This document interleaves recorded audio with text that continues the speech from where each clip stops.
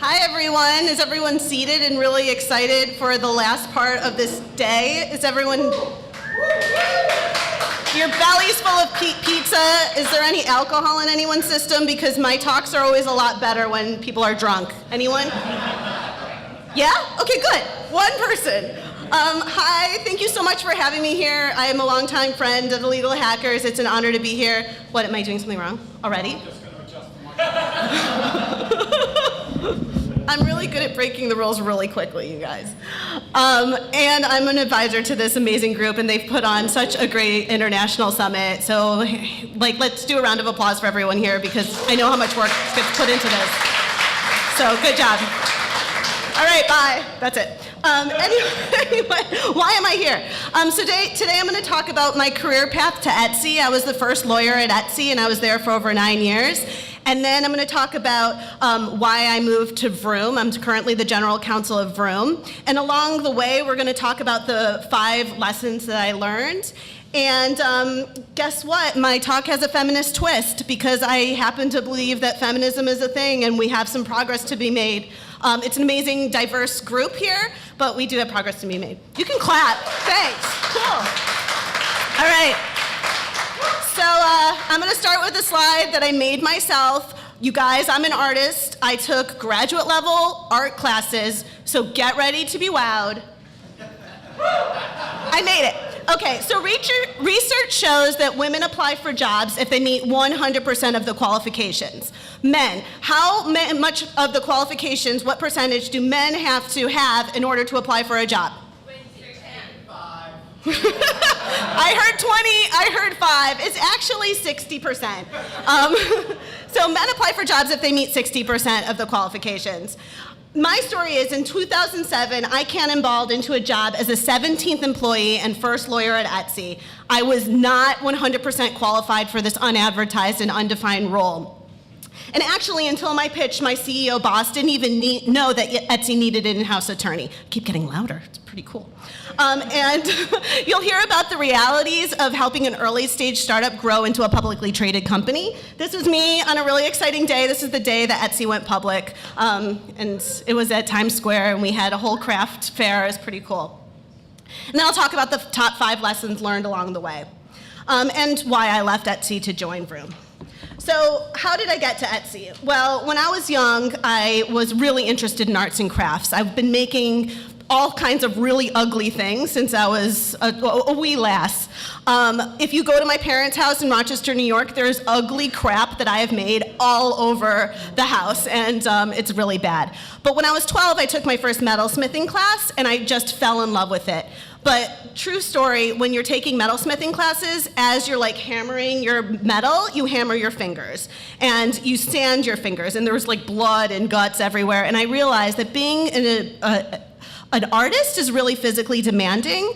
Despite the fact that I absolutely loved making metal, I just knew I couldn't dedicate my life to it. So I started to become curious about what aspects of jewelry could be protected. So business law classes and the LSAT follow, and all of a sudden I wound up somehow in law school. So in law school, I realized that it was going to come to an end one of these days, and I had absolutely no skills. And I was going to have to get a job in some point of this world, so I needed to come up with a way to find some skills. So that comes to lesson 1, which is create opportunities.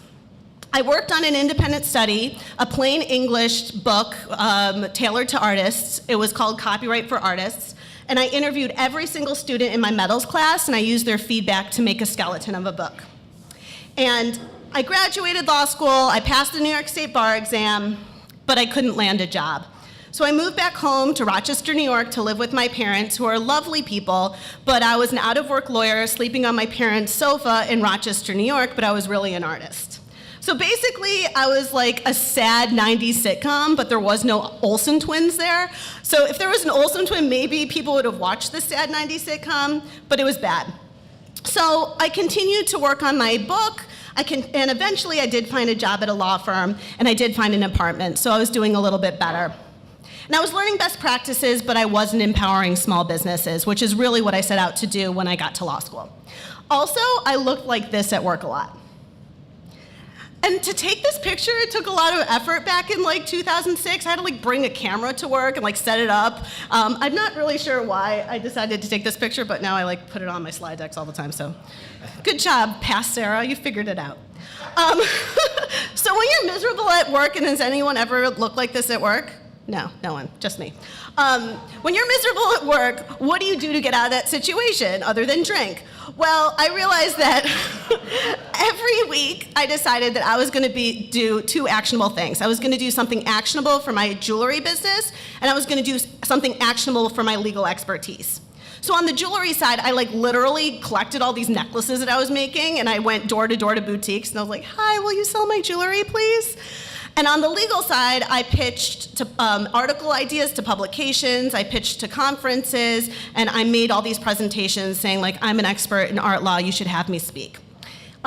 This Bead and Button article, which I'm pretty sure everybody, you have this magazine? Yeah, you've read it, thank you. This was one of the very few times that I heard the word yes. Most of the times I heard no, which brings me to lesson number 2, which is welcome no. I feel like a lot of people are like motivated and go out in the world and hear no a lot, but we don't really talk about it that often, but I do. But to be fair, I really haven't heard the word no as much as I do lately because I have a child.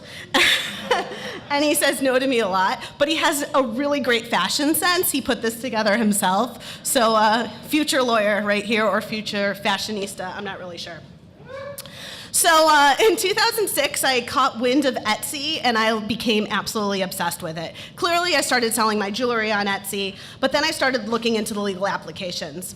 And I saw some policies, and I grew a little concerned, so I reached out to the CEO and founder, and I was basically like, hey, here are some ideas. Do you want to talk on the phone? And he said, sure, here's my phone number. So after our call, a light bulb went off in my brain. I realized that Etsy didn't have an in-house attorney, and they sure needed one. So I immediately booked a JetBlue ticket from Rochester, New York to New York City, and I called him back and said, hey, I'm coming down for an interview. You need in-house counsel, and you need it to be me. I braced myself for a no, but I actually heard yes. He hired me on the spot. I proved through all of my credentials, all that work I had been doing on my book, researching his website and researching art law and all the publications. He felt pretty confident in hiring me, which was pretty cool.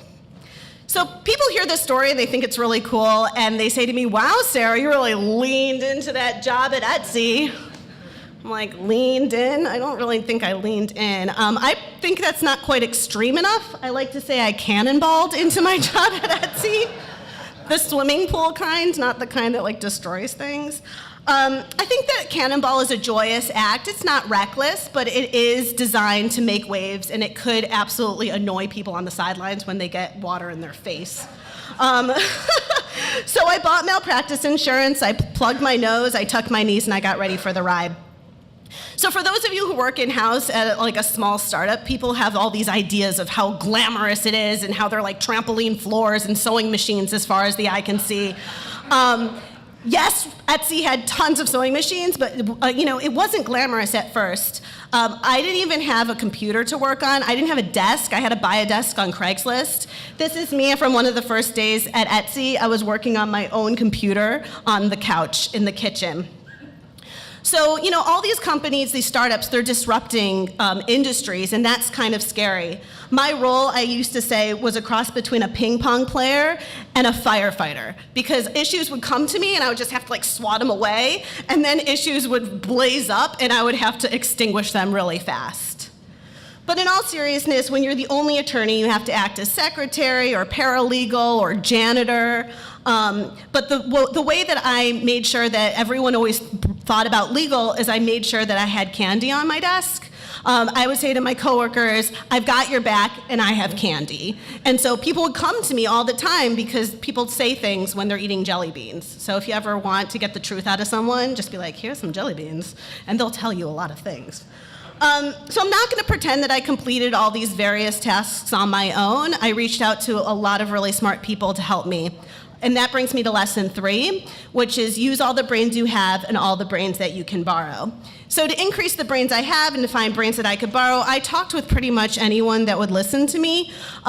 Professor Askin was one of the ones that I would call every once in a while, and he was just really generous with his time, and I really want to thank everybody who, I'm pretty annoying, so like when I ask people things, but people have been really generous with their time, so that's really great.